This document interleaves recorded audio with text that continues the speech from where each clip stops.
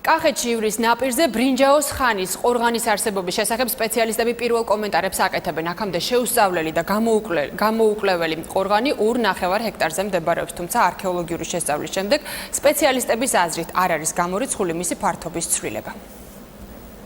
ფიქრობთ, რომ შეიძლება შესაძლოა კვლევა სწორედ აქედან დავიწყოთ. არქეოლოგი ქეთევან დიღმელაშვილი ივრისპირის აქამდე უცნობი ობიექტის იმ ფოტოებს გვაჩვენებს, რომელიც კულტურული მემკვიდრეობის დაცვის ეროვნული სააგენტოს მონიტორინგის ჯგუფმა პირველად ჯერ კიდევ 2016 წლის თებერვალში დააფიქსირა. კომპლექსური აღმოჩენა, რომელიც სავარაუდოდ ანტიკური ხანის ნაქალაქარს უნდა წარმოადგენდეს, კახეთში ივრის ნაპირზე კოწახურას ქედის სამხრეთ-აღმოსავლეთით მდებარეობს. ავკრიფეთ ადგილიდან მასალა, კერამიკის ნაშთები, სალესი ქვის ნაწილები და სხვადასხვა ისინი არტეფაქტები. ამან უკვე მოგვცა იმის დადასტურება, რომ ეს ნამდვილად არის არქეოლოგიური ობიექტი.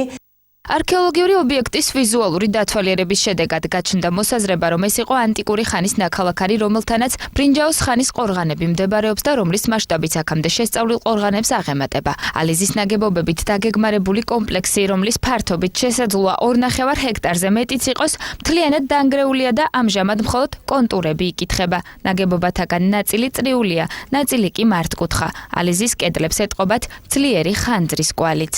ძნელია თქმა იმისა, რა არის ეს, არის ნაქალაქარი, არის არქიტექტურული კომპლექსი, სატაძრო ნაგებობა თუ ნამოსახლარი, მაგრამ ფაქტია, რომ ეს არის ადამიანის საცხოვრისი მოღვაწეობის კვალი, რომელიც ძალიან ბევრი რამის მთქმელი იქნება.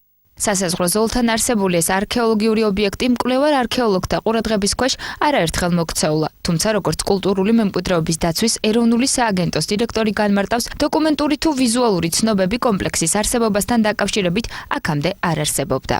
შეიძლება ვიღაცამ გაიარა და ნახა, მაგრამ სამეცნიერო წრეებისთვის ცნობადობა ნიშნავს ან გამოქვეყნებული, ან რაიმე სახის ინფორმაცია სადმე გასული, მსგავსი არაფერი არ დასტურდება, უბრალოდ ჩვენები ადგილზე რო იყვნენ და კიდევ ერთხელ ვიმეორებ, ზუსტად ეს ეფექტი და ამათი კავშირი დრონის საშუალებით მოხდა და დრონმა დაადგინა.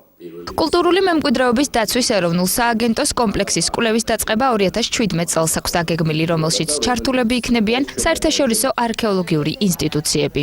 ჩვენ უკვე გავაგზავნეთ გარკვეული ინფორმაციები საერთაშორისო არქეოლოგიური ინსტიტუციებთან, წამყვან არქეოლოგიურ ინსტიტუციებთან, ველოდებით ახლა მათგან პასუხს მათი ჩართულობის მზაობაზე და გეგმავთ, რომ პირველადი დაზვერვითი არქეოლოგიური სამუშაოები დავიწყოთ მიმდინარე წლის თებერვალ-მარტში. არქეოლოგიურ ობიექტზე შესწავლითი სამუშაოების დაწყებამდე კი სააგენტო ობიექტისთვის კულტურული მემკვიდრეობის ძეგლის სტატუსის მინიჭებაზე მუშაობს.